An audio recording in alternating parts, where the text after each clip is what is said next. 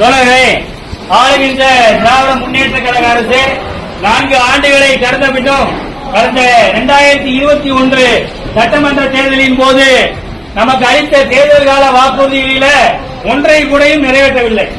முதல்வர் பல இடங்களில் சொல்றாரு, சொன்னதை செய்வோம் சொல்லாதையும் செய்வோம். ஆனா நம்மளை பொறுத்தவரையும் சொல்லாதையும் செஞ்சிருக்காரு. என்ன, கலைஞரால் வழங்கப்பட்ட கடன் விடுப்பு சலுகையை கூட இவர்கள் ஆட்சிக்கு வந்த பிறகு கடந்த 4 ஆண்டுகளாக வழங்காமல் நம்மை வஞ்சித்துவதை காலவரையின்றி முடக்கி வைத்துள்ளார்கள்.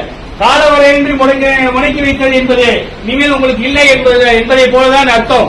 நாமும் தொடர்ச்சியாக அதை வழங்க வேண்டும் என்ற கோரிக்கை விடுத்து வருகிறோம்.